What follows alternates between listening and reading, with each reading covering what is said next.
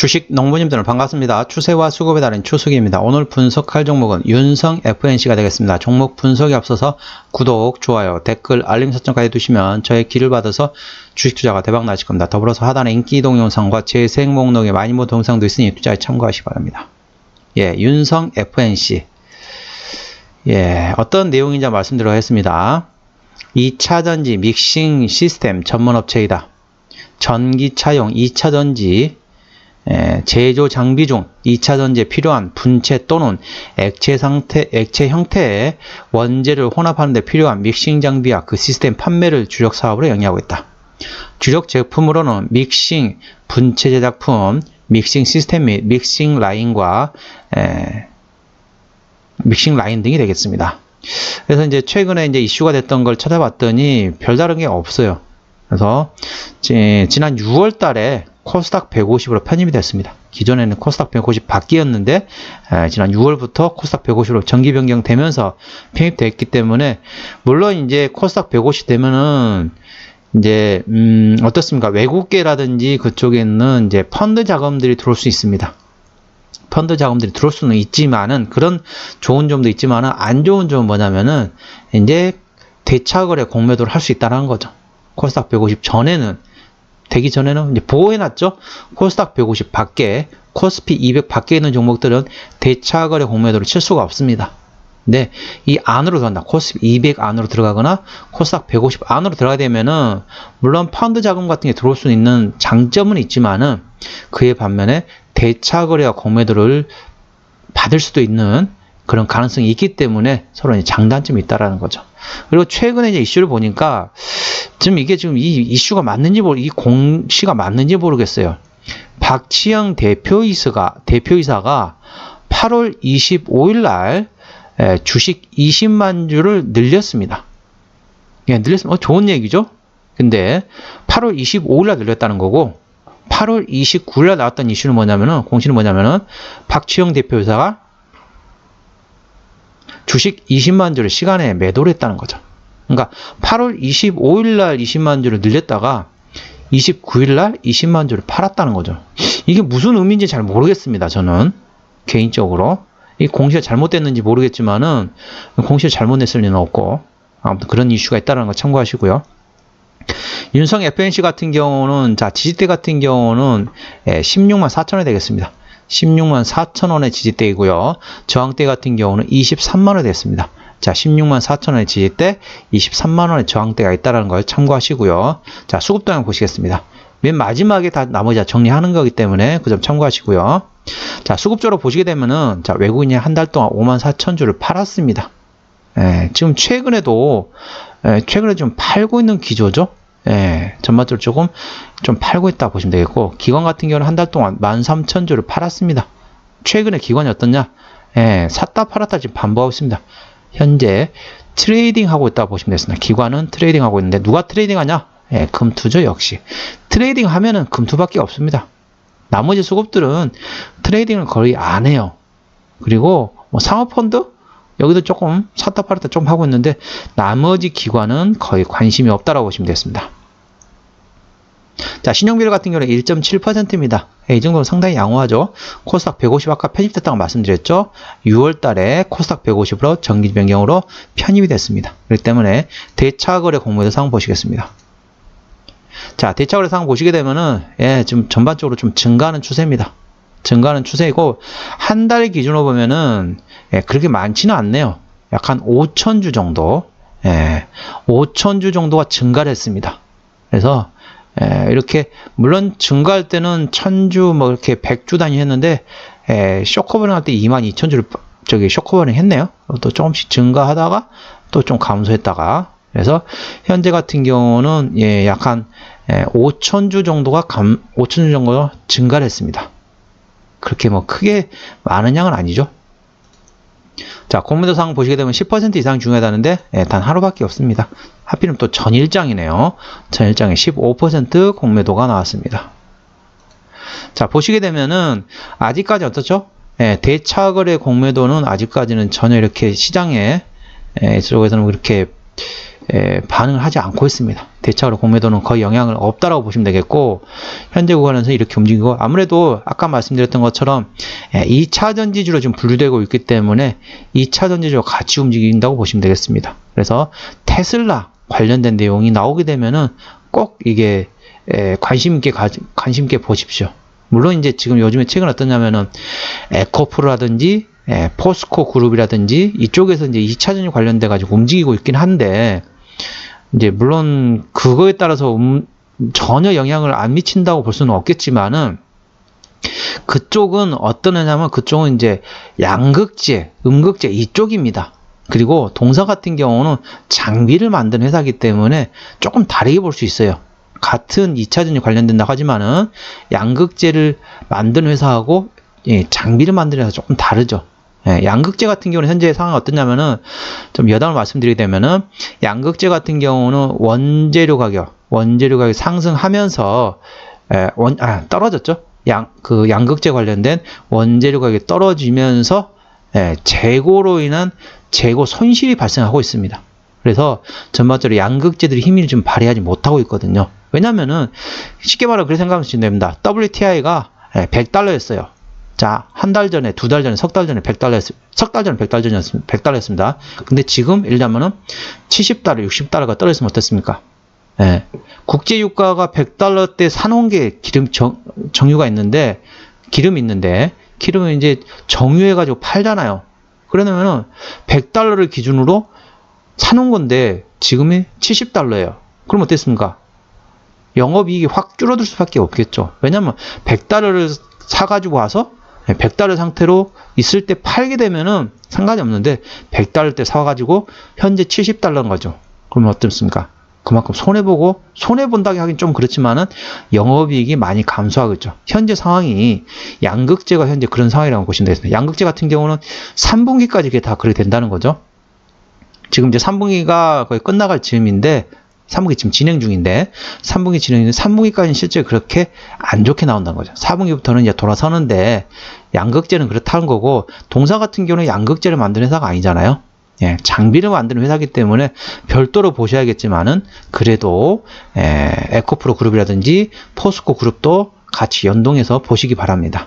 아무래도 그 영향을 안 미친다고 볼 수는 없겠죠. 그리고 테슬라 관련된 내용도 항상 참고를 하시고요.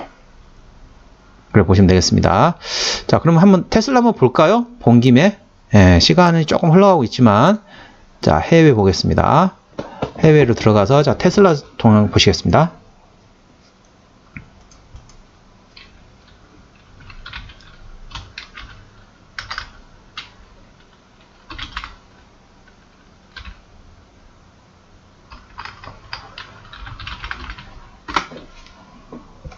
테슬라를 보시게 되면은 조금 길게 봤는데 좀 짧게 보겠습니다.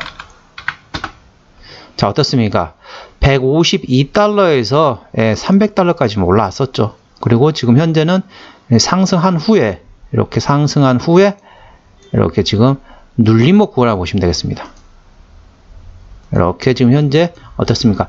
214달러에서 300달러 이 구간에 현재 박스권, 여기서 지금 눌림목 구간을 보시면 되겠습니다. 그렇기 때문에 아무래도 동사 같은 경우도 테슬라의 영향은 어느 정도 미칠 수밖에 없겠죠. 그렇기 때문에 양극재도 물론 봐야겠지만은 테슬라 주가도 A 주시 하시기 바랍니다. 동사는 아까 지대 설명 다 드렸죠. 자, 신용비율이 1.7% 낮고 다 말씀드렸습니다. 아까 다 설명드렸고, 그 다음에 대차거래 공매도까지 다 말씀드렸기 때문에 최대주 지분율 보시게 되면 58.46%입니다. 아까 말씀드렸던 것처럼 8월 25일 날 20만 주를 증가해가지고 486만 주였습니다.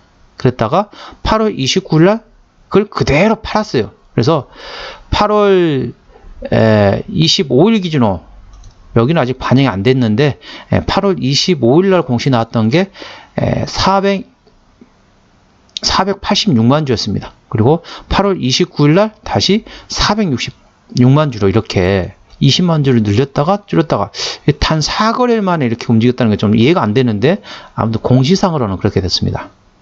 어떤 회사인지 아까 다 설명드렸습니다. 2차전지 관련된 장비를 만드는 회사라고 보시면 되겠습니다. 실적을 보시게 되면은, 자, 재작년에 759억 원의 매출액에서 작년에 2,100억까지 상당히 좋아졌죠. 자, 영업이익 같은 경우는 재작년에 46억 적자에서 작년에 321억 원, 당기순이익도 재작년에 29억 원 적자에서 작년에 248억 원, 당기순이익이 흑자 났습니다. 자, 1분기는 지나갔고 2분기 같은 경우는 영업이익이 작년에 44억에서 올해 5억 원으로 줄어들었습니다. 그래서 실적은 그렇게 작년 수준까지는 안 나올 것 같아요. 올해는. 그 점 참고하시기 바랍니다. 부채비율 같은 경우는 101%, 이 정도는 다소 높은 편이죠. 유보율은 17,000%입니다. 그렇기 때문에 재무적으로는 이제 좀 부채비율은 좀 감소할 거예요. 올해하고 내년에 되면은. 그래서 재무적으로는 어느 정도 튼튼한 회사라고 보시면 되겠습니다. 유보율이 17,000%네요. 영업이익률 같은 경우는 15%입니다. 그래서 일반 제조업이 5에서 8%인 걸 감안하게 되면은 거의 2배 정도 수준이라고 보시면 되겠습니다. 전반적으로 장비 회사들이 영업이익이 괜찮죠. 참고하시고요. 자, EPS 같은 경우는 자, 3,790원, BPS는 17,264원이 되겠습니다. 자, EPS 3,790원, 3,800원 한번 계산해 볼게요. 3,800원이면은 38,000원이 10배거든요. 그래서 한 60배 정도 수준이라고 보시면 되겠습니다. 물론 이제 올해를 거쳐서 내년이 되면은 60배보다 조금 더 낮아질 거예요. 뭐 한 40배? 이 정도 된다 하더라도 현재 밸류에이션은 그렇게 싼 편은 아닙니다. 싼 편은 아니기 때문에 현재 구간은 그렇게 참고하시기 바랍니다. 현재 구간은 그렇게 싼 편은 아니라는 걸 다시 말씀드립니다. 자, 기업 기여로 들어가겠습니다. 주로 매출은 어디서 나오느냐?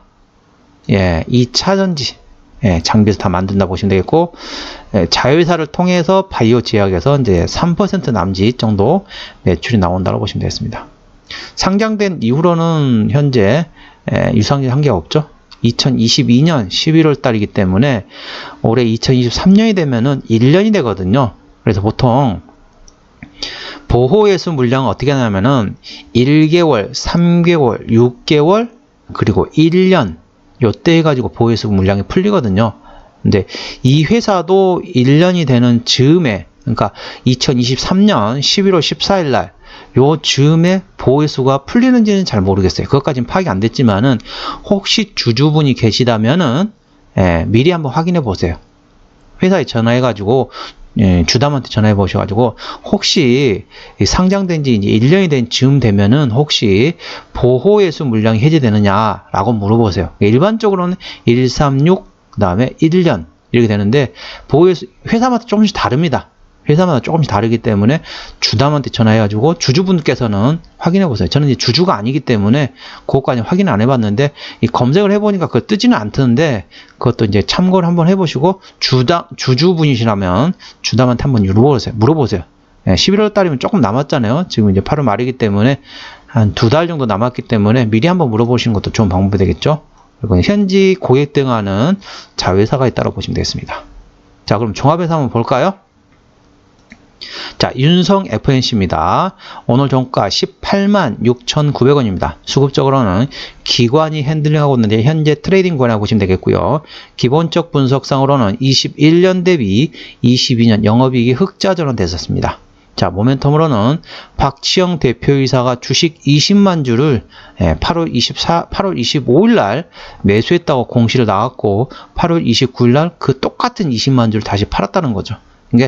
이게 공시가 이렇게 나왔으면 실질적으로는 하루 전이겠죠. 그러니까 8월 24일 날 매수했고 8월 28일 날 팔았겠죠. 공시가 떴기 때문에 그 다음날 떴기 때문에 참고하시고요. 추세적으로는 차트 추세는 RSI는 44.6입니다. 그래서 과열구간 70까지는 충분한 여유가 있다고 보시면 돼요. 그러니까 지금도 저점은 아니잖아요. 고점 위치인데 추가적으로 상승할 가능성이 충분한 여유가 있다는 거죠. 아직까지도 차트 추세는 44.6밖에 안 됩니다. 70까지는 충분한 여유가 있다는 거죠. 그리고 수급 추세 같은 경우는 40.3밖에 안 됩니다. 그렇기 때문에 수급이 과열구간에 80이거든요. 그러니까 수급도 충분히 더 들어올 수 있는 공간이 남아있고 차트로도 충분히 상승할 수 있는 공간이 남아 있습니다. 수급과 차트에서 모두 상승할 수 있는 공간은 충분히 열려 있다는 거 참고하시고요. 볼린저 밴드 상단은 20만 6천원, 하단은 17만 8천원 되겠습니다. 저항대는 23만원, 지지대는 16만 4천원 되겠습니다. 그래서 볼린저 밴드 같은 경우는 객관적인 보조 지표가 되겠고, 저항대와 지지대는 추수기에 주관적인 생각이 들어갔다는 걸 참고하시 기 바랍니다. 예, 오늘은 윤성 FNC에 대한 종목 분석이었고요. 구독, 좋아요, 댓글, 알림 설정까지 해두시면 저희 기운을 받아서 주식 투자가 대박 나실 겁니다. 더불어서 하단에 인기 동영상과 재생 목록에 많이 본 동영상도 있으니 투자에 참고하시기 바랍니다. 이상 추세와 수급의 달인 추수기였습니다. 감사합니다.